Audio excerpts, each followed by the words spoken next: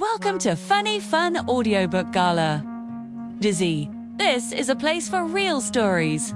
True stories. The kind people don't usually tell out loud. Today, you're going to hear from someone named Harold. He's 86 years old. And he's going to tell you about a moment he can't forget. A look, a conversation, and the weight of understanding something. Too late. This story is called I'm 86 and I remember the last time she looked at me.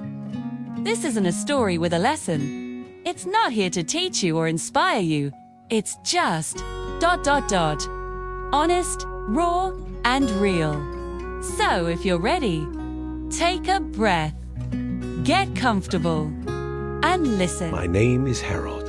I'm 86 years old. I'm recording this because I don't know how much time I have left to say it. Not in a dramatic way, just ... factually. The doctor didn't use the word months, but he didn't say years either. And I've lived long enough to know what silence means.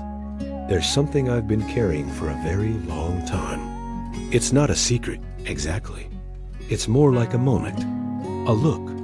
The last time my daughter looked at me in a certain way. I remember it clearly. I don't remember what I had for breakfast 2 days ago. I don't remember the name of the nurse who took my blood last week. But I remember that look.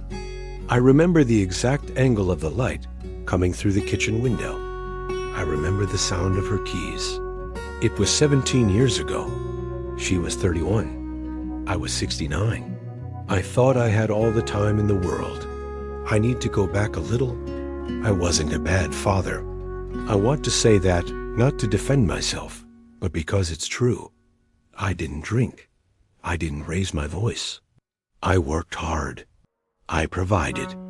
I showed up to school events when I could. I remembered birthdays, but I was ...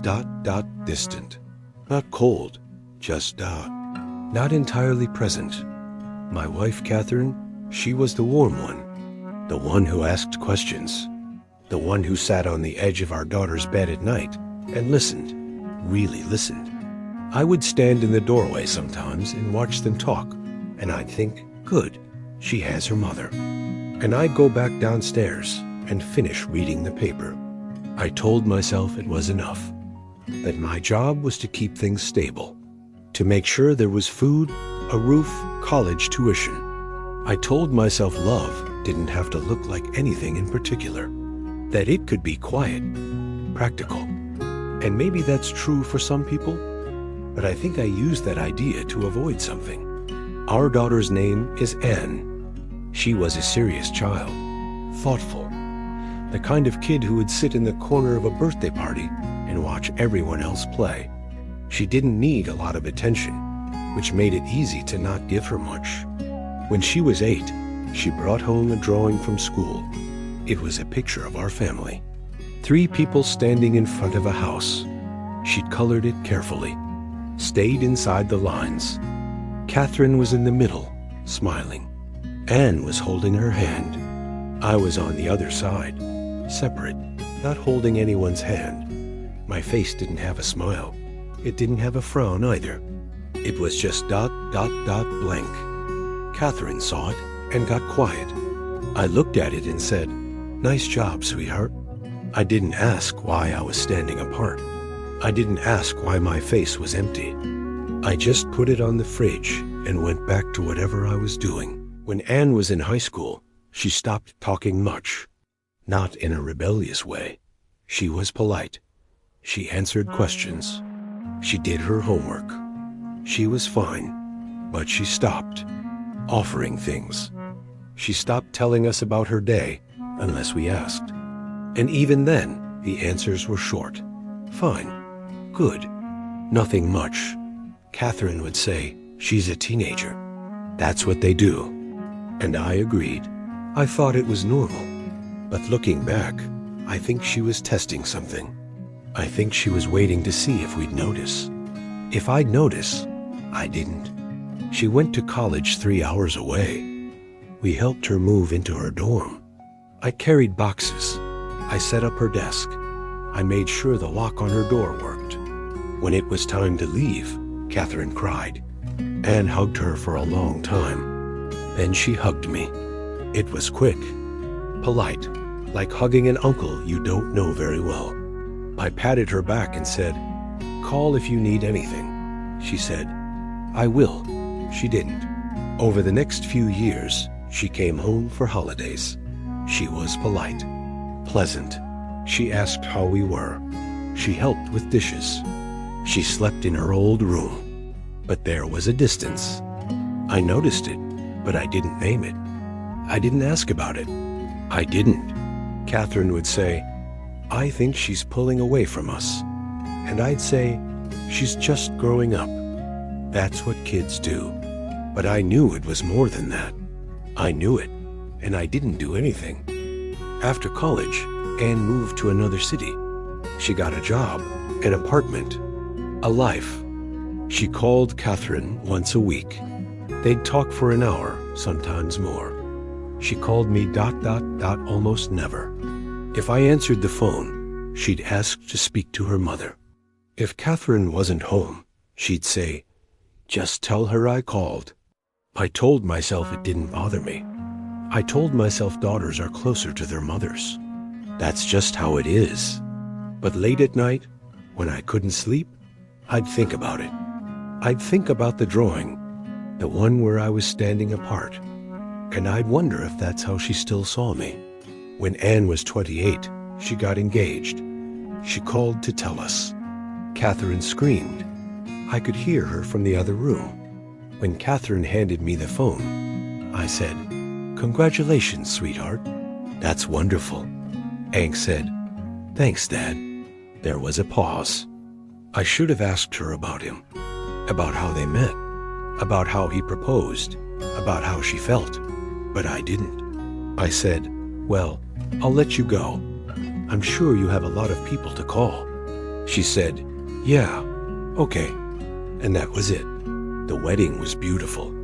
I walked her down the aisle. I gave a short speech at the reception. I danced with her during the father-daughter dance. She rested her head on my shoulder for a moment, and I thought, this is nice. But I didn't say anything. I didn't tell her I was proud of her. I didn't tell her I loved her. I didn't tell her she looked beautiful. I just swayed with her in silence until the song ended. And then I went back to my table. Catherine died 3 years later. Heart attack, sudden. She was 64. Anne came home immediately. She stayed for 2 weeks. She planned the funeral. She sorted through Catherine's things. She held my hand while we sat in the living room and didn't know what to say. I thought maybe this would bring us closer. I thought maybe losing her mother would make her need me more. But it didn't. After the funeral, Anne started calling less. At first, once a week, then every other week, then once a month. I told myself she was grieving, that she needed space. But I think the truth is, without Catherine, there wasn't much left between us. Catherine had been the bridge, and now the bridge was gone. But I didn't laugh. I just sat there. She kept talking. She said, "I don't remember you ever telling me." I said, "I'm sure I have." She shook her head. She said, "I've thought about it a lot. I've gone through every memory I have, and I can't remember a single time you said it." I tried to think.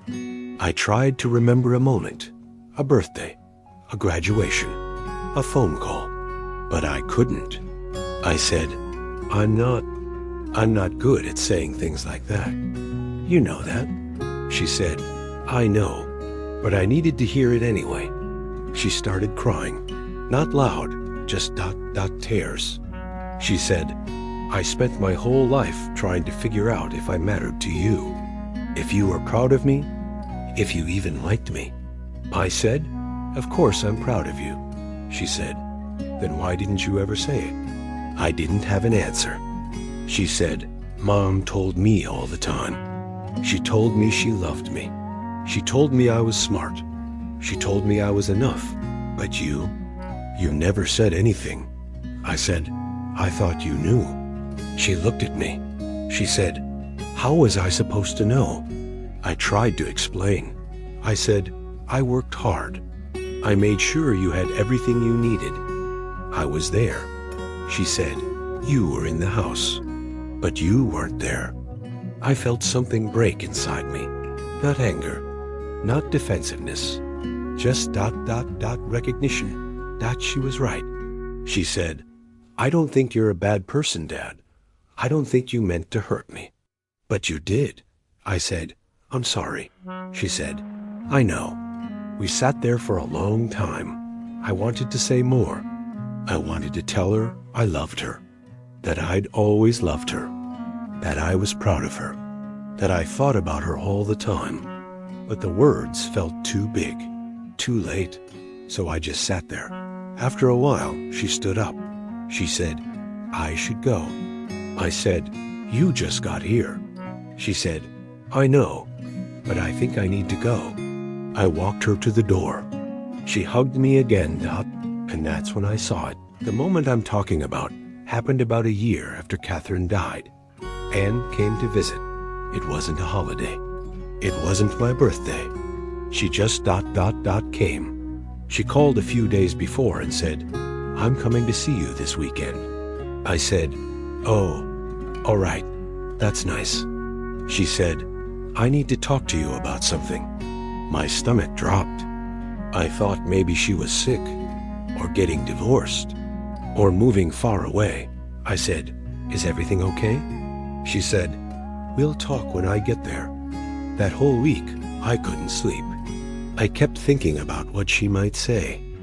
I rehearsed responses. I tried to prepare myself, but I didn't call her back. I didn't ask what it was about. I just waited. She arrived on a Saturday morning. I had coffee ready. I'd cleaned the house. I'd bought the kind of bread she used to like when she was a kid. She came in and hugged me. It was a real hug, longer than usual. I thought, okay, maybe this is good. We sat at the kitchen table, the same table where we'd eaten dinner for 20 years, the same table where Catherine used to sit and ask Anne about her day. Anne looked tired. She had her mother's eyes.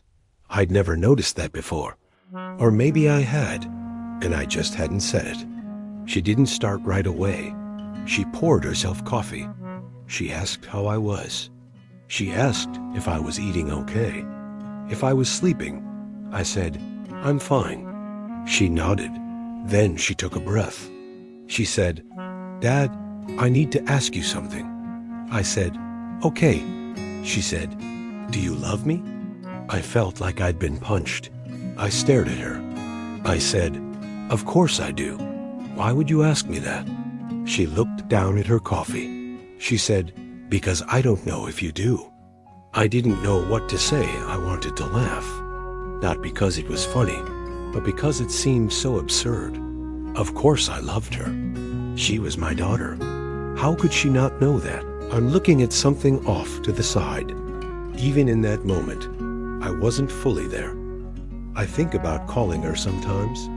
Really calling her. Not just to ask how the kids are, or what the weather's like, but to say the things I should have said years ago. To tell her I'm sorry. To tell her I see it now. To tell her I wish I'd been different. But I don't. Because I don't know if it would help. Or if it would just be one more thing I'm doing for myself. The hardest part isn't the regret. It's the knowing. Knowing that she's lived her whole life wondering if her own father loved her. Knowing that I could have changed that with just a few words. Knowing that I had so many chances, and I let every single one pass by. I don't know why I'm like this. I don't know if it's how I was raised, or something in me, or just who I am. But I know it cost me something. It cost me my daughter, not in the way when we don't speak, but in the way where we'll never really know each other. Sometimes I imagine a different version of my life. One where I sat down with her when she was 8 and asked her about the drawing. One where I told her every single day that I loved her. One where I didn't let her mother carry all the weight. One where I was brave enough to be soft. But that's not the life I lived. I don't know if she thinks about that day the way I do. Maybe she's moved on. Maybe it doesn't matter to her anymore. Or maybe she remembers it too. Maybe she remembers the last time she looked at me and hoped I'd say something. And I didn't. I'm recording this in the same kitchen where we had that conversation. The table's still here. The window's still here. But she's not. And I'm 86.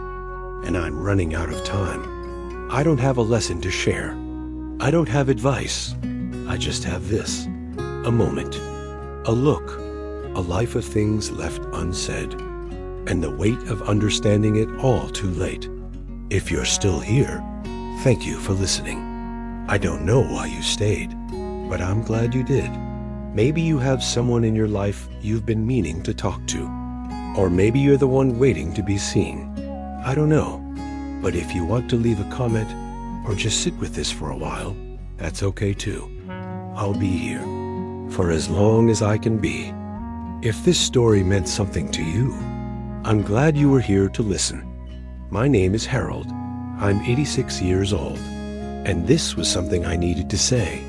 If you'd like to hear more stories like this, quiet, honest, human stories, you can find them here on Funny Fun Audiobook Gala. These aren't the kind of stories that tell you what to do. They're just stories from people who've lived, who've learned things the hard way, who are running out of time to stay silent. If this one stayed with you, feel free to leave a comment. Or don't. Either way is fine. And if you want to hear the next one, I'll be here. Thank you for listening.